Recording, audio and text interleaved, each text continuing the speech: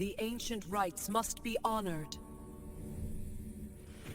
The twin moons of Xyrath hung low over the crystalline valley, their shimmering light reflecting off the jagged violet mountains.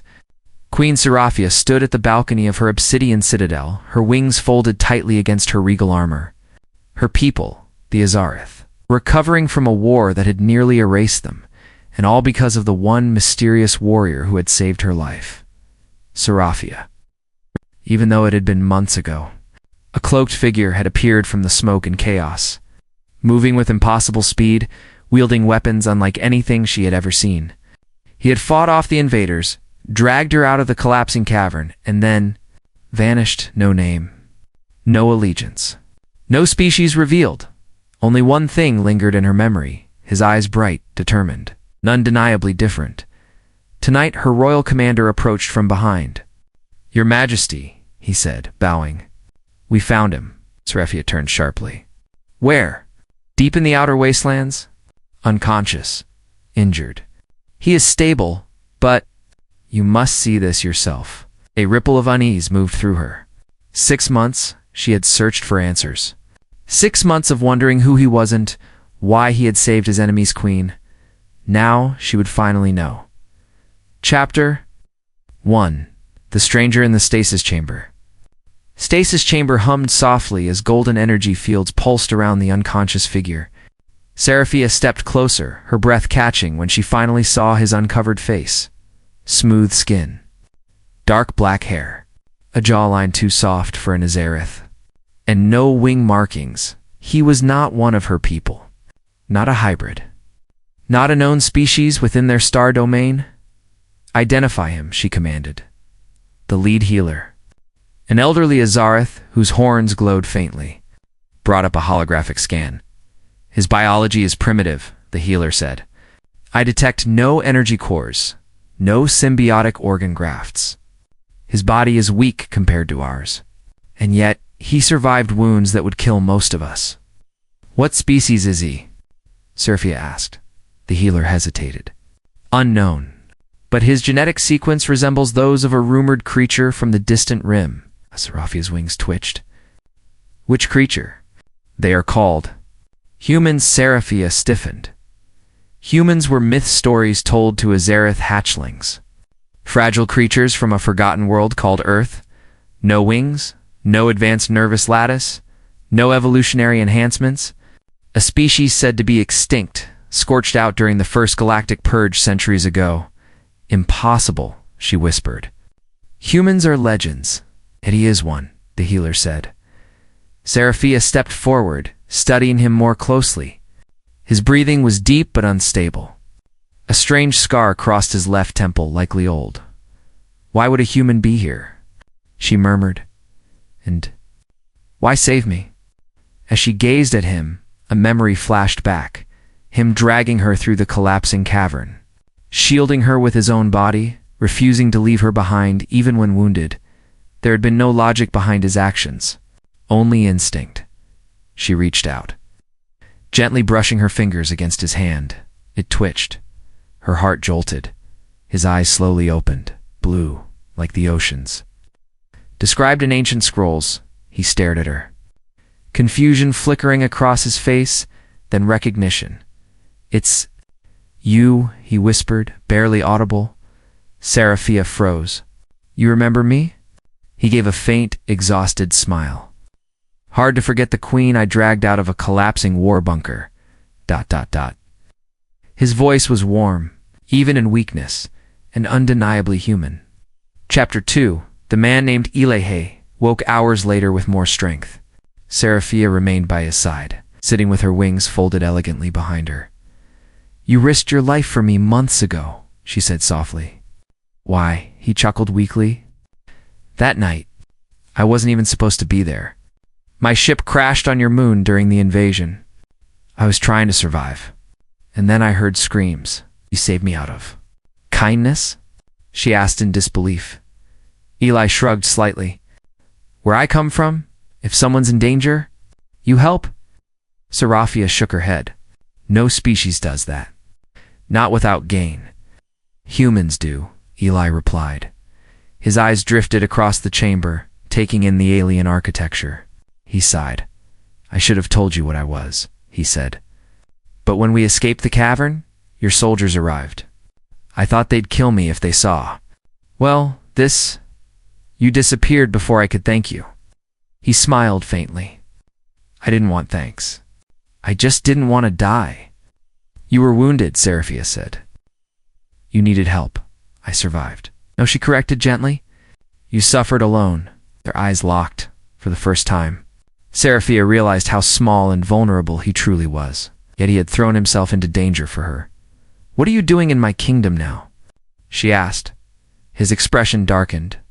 Because the invaders, they're coming back. Seraphia's wings flared. That war ended. For you, maybe, Eli said. But I overheard their commanders.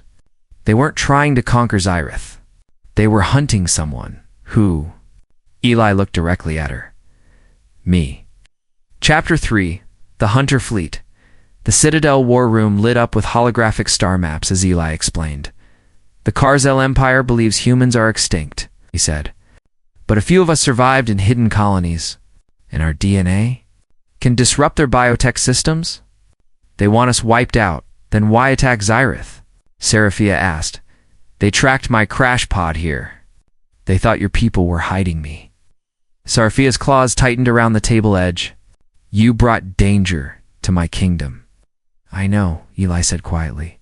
And I'm sorry. That's why I came back. To warn you. The room fell silent. Her commanders looked furious. We should hand him over. Forget it, Eli snapped. If you hand me over, they'll still burn your cities to cover their tracks. Seraphia raised her hand, silencing everyone. No one touches him, she declared. He saved my life. I owe him mine. Her soldiers bowed reluctantly. Eli blinked at her. You'd protect me? Even after what I've brought to your doorstep? Honor demands it, she said firmly. And besides, she added softly, I want to understand why a fragile being like you would risk everything for someone like me. Eli gave an awkward smile. Humans do crazy things. It's our specialty. Before she could respond, alarms blared across the war room. A hologram appeared. A massive fleet approaching orbit. The Karzel were here.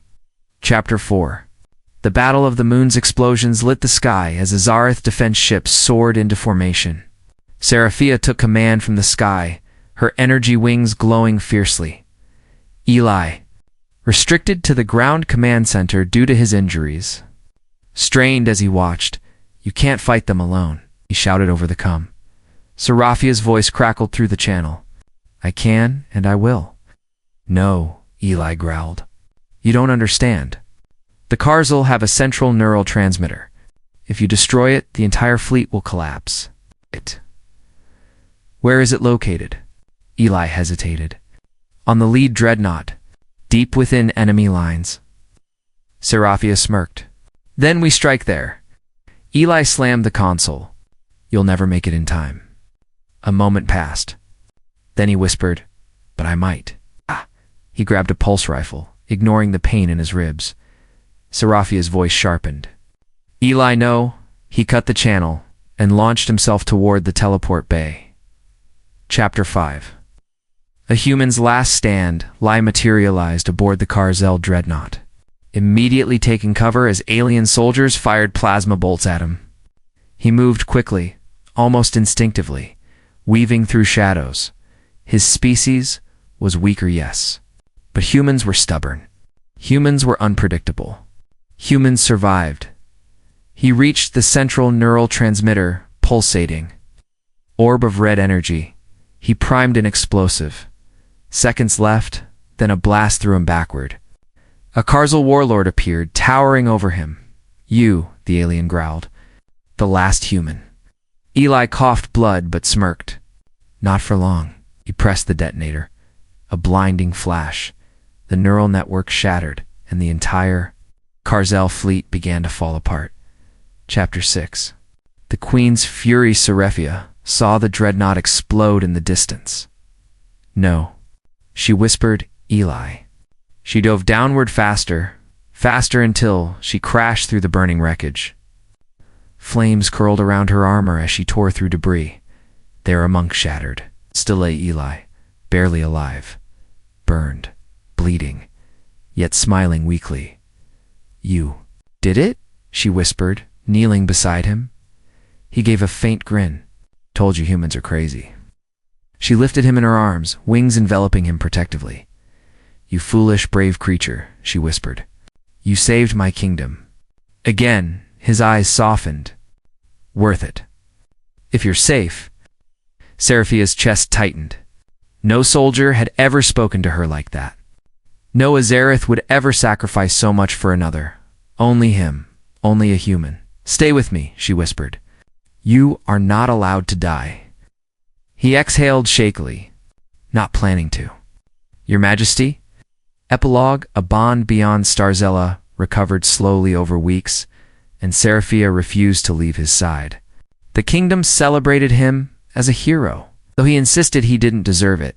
"You saved me twice," Seraphia told him one night as they looked over the glowing valley.